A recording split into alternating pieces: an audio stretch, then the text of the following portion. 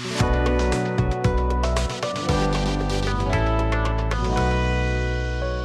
doing a really special recipe in honor of my father, who's no longer with us. One of the cookie recipes that he dearly loved was an oatmeal scotchie. Now, I don't have the ingredients here at hand to do an oatmeal scotchie, so I'm going to do one better. And I actually made these for him one time, and he dearly loved them. I don't know why I never made them again. This is an iced oatmeal cookie. So these will store forever, you know, in a airtight container. And I'll show you how to store those to make them last even longer at the end of this video. So let's get started. This is a recipe that you make in a bowl. You don't use your stand mixer. Now in this pan, I melted 2 sticks of unsalted butter. And when baking, you want to use your unsalted butter if at all possible. If you don't have unsalted, then you know what? Reduce your salt down that you add into the recipe and with your flour or whatever. So one of the things that I did is I melted this 2 sticks of butter, and then I allowed it to cool and come to room temperature. Now the reason why I did that is because if I kept it warm, then the cookie dough is going to melt the sugars, and melting the sugars is what makes your cookies spread on your cookie sheet when you bake them. So there we go. So we have our 1 cup of melted butter. To that, I'm going to add 1 cup of brown sugar that I have packed, and I'm going to give that a good little stir right there. The next thing I'm going to do is I'm going to add a 1/2 cup of just white granulated sugar and mix that in as well. Okay. And we're just going to give this a nice little stir. All right. Whoops. I'm going to ask my sous chef if you would get me a my teaspoon measuring spoon. I forgot to get it out. All right, so I'm also going to add in egg yolks. Okay, just 2 egg yolks. I'm not using the egg whites. I have reserved those. Sean will use those for a white egg omelet probably tomorrow.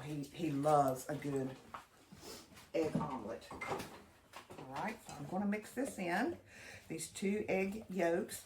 Then I'm going to add in 1½ teaspoons of vanilla extract. When I was prepping everything, I just skipped right over that vanilla for some reason. So that's 1½ Okay. There we go. Again, giving all this a quick stir. So you can see down in the bowl that the it's a very wet and loose batter at this point, okay? So now we are gradually going to add in our flour mixture. And this is 2 cups of all-purpose flour along with a teaspoon of baking soda, a teaspoon of salt, and a teaspoon of baking powder. And then probably about 3/4 of a teaspoon of cinnamon. And I'm just going to add this in a little at a time. Now, yes, you're probably going to do it in thirds. Your batter is going to get thick, but you're going to be and I sling it like I always do. And your batter will get thick, but that's okay. You're going to be using your hands in this before too much longer anyway, so that works. All right, so there's 1/3 incorporated. It incorporates really quick, which is kind of nice. All right, see if I can add this second batch in without slinging it all over the kitchen. Perfect. See how it's just coming together there? Perfect. All right, let's add in the last little bit. Okay. Easy peasy. Now, you'll notice that everything is in here except for the oats. Okay, so what are we going to do? We're going to do something a little different to the oats. You need to use old-fashioned oats for this old-fashioned recipe. Okay, make sure you get down at the bottom of your bowl too and scrape up all that loose flour mixture. See what I'm saying about it getting a little tough? Okay, all right, so there we go, that's ready. So now I have Quaker oat. We use a lot of oats in our house, y'all. So this is old-fashioned oats. You want to make sure you use old-fashioned oats. One of the things that we're going to do is we are now, excuse my hiney there. One of the things we're going to do now is we are going to use our food processor, and we're going to grind these oats up to a bite size. We're not going to make oat powder. We're just going to make them a bite size. Okay? So let me move the camera up so you can see. 2 cups measured out of just old-fashioned oats, and I'm going to put them in my food processor. We all know what's going to happen next at my house, so excuse the puppy noises. I'm touching a booger she doesn't care for. Now I'm just going to pulse this, probably mine. That's about a dozen times on mine. And that's what you're looking for right there. See that? That's what you're looking for. Okay, so now let's add it in our mix. We're okay.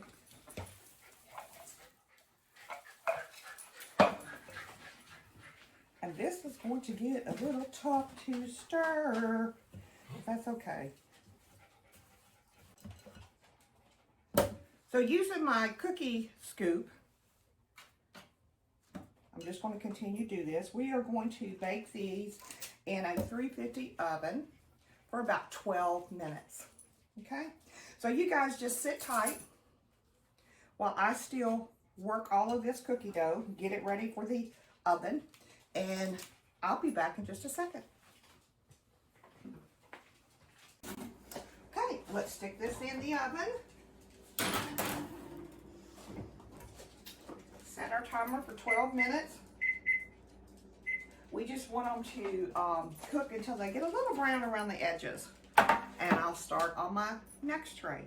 Now, one of the things I did want to tell you about, again, one of the things I was totally against for years was parchment paper. Oh, you don't need parchment paper. Well, you know what? Since I started using it, I'm a little hard-headed, if some of y'all didn't know that. My husband's about to die back there.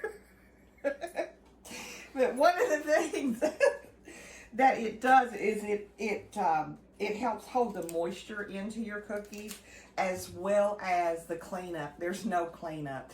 I mean, you can cook and bake without it, but it really does make a difference.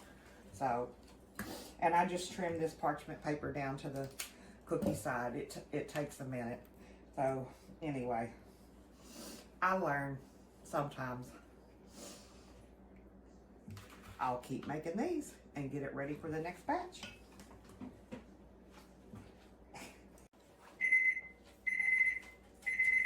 Okay, there we go.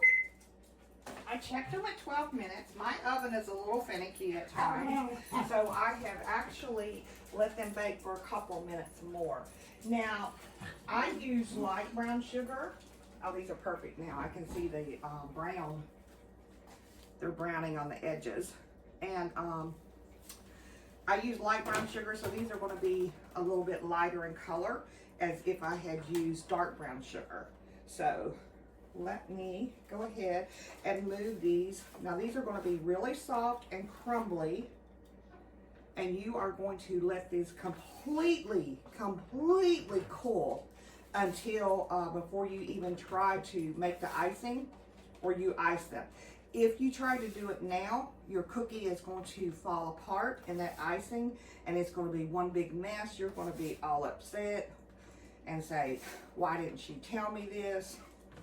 So I say carefully, again, wait until these fully cool before you try to ice them.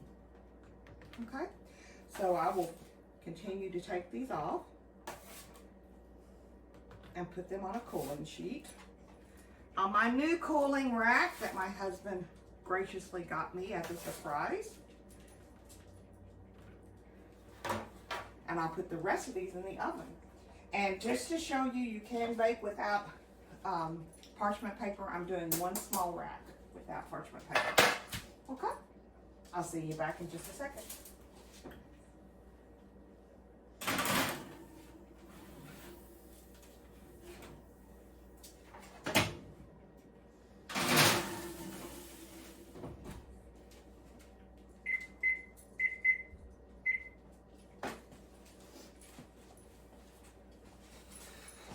Time to make the icing. Now in this bowl, I have 1.5 cups of confectioner's sugar, and then I also added in 1 teaspoon of Karo syrup, corn syrup, and then I added in about a teaspoon of milk, and I'm just giving this a good stir. Now, obviously this is too thick, so I want to put in a little bit more milk. Okay?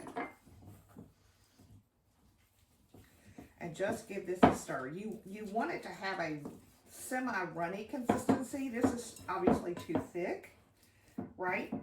Yeah, this is way too thick. So we're going to need more milk.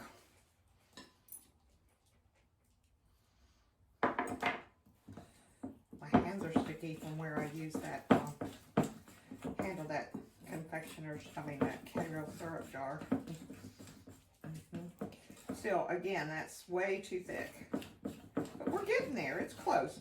Now, this is, by using the Karo syrup, what that does is that makes it shiny. Okay? Perfect. All right, that'll work. So you want it to kind of be a little runny, but not too runny. Okay? Knock that out of my spoon. And then now the next thing we're going to do is you're going to pick the cookie up just by the base, and you are going to go in and just tap it in and shake off the excess. And now you're going to let it cool. That's it. You're going to, not cool, you're going to let it set up. So that's it, y'all. That's how you ice your oatmeal cookies. To store the cookies, very simple. All you need is a good plastic airtight container and some parchment paper. Cut the parchment paper to fit your container. Line the bottom of your plastic container with your cookies. Place a layer of parchment paper on top. Then keep building layer after layer. Once you get to the top of the container, then be sure and put one last piece of parchment on top. Seal the container down, burp it for air like we used to do with old Tupperware containers, and you are good to go. These cookies are so delicious. They are worth the time, and it takes some time. Thanks for watching. 2 Bites.